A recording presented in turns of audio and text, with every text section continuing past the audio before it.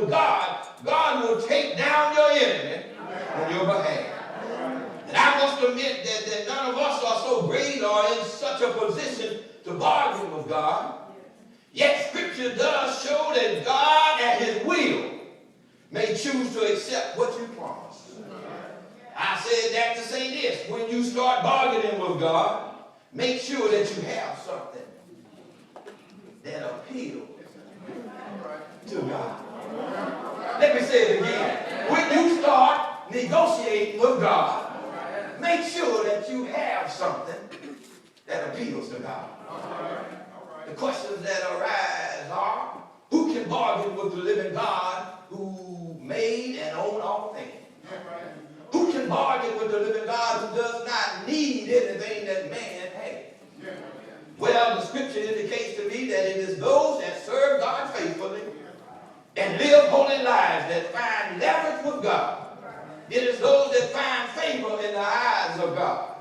Not that God has to bargain for anything. Yet I believe that his grace and mercy respond to the cries of his children. Let's go back to our text where it says that Hezekiah was ill and laying at the point of death. It says that Isaiah came to him saying, the Lord told me. You know how people always come in and tell you what the Lord has said.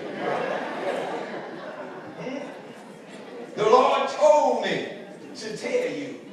Y'all know what I'm talking about. You've seen people like that that always tell you what the Lord has told me. The Lord told me to tell you, get your house in order because you're going to die.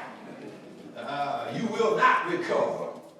Then it shows that Hezekiah turned his face. It says that Hezekiah turned his face to the wall and bargained with God in prayer. And I believe that it's in prayer where most of us bargain with God. You know what I'm talking about. God, if you do this for me, or fix that for me, I'm going to serve you like I never served you before. Lord, if you lift me off of this sick bed, I'm going to be in the church every time the door's open. And some will even use their service to God as a bargaining chip. God, I've done this for you, and I've done that for you. Now I need you to do something for me. I stopped by here to tell you that before you start trying to bargain with God, remember that God already knows if you will keep your promise or not. Oh, maybe I ought to say that again. God already knows if you'll keep your promise or not. Huh?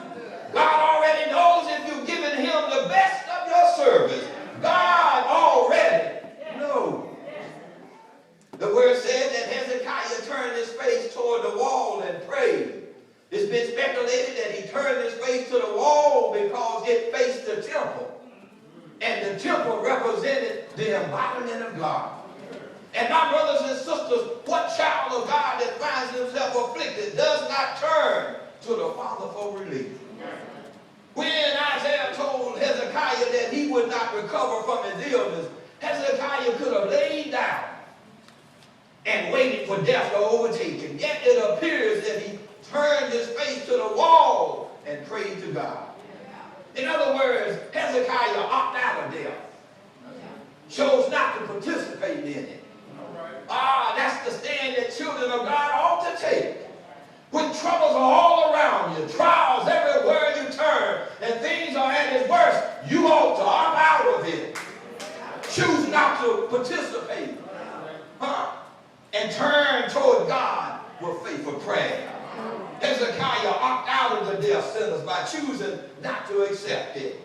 People of faith need to learn to accept the negative mess that comes up. They need to learn not to accept the negative mess that comes up in their lives.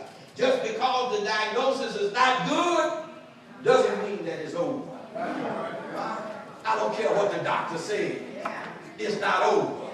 I don't care what the lawyer says. He can't win your case. It's not over until God says it's over.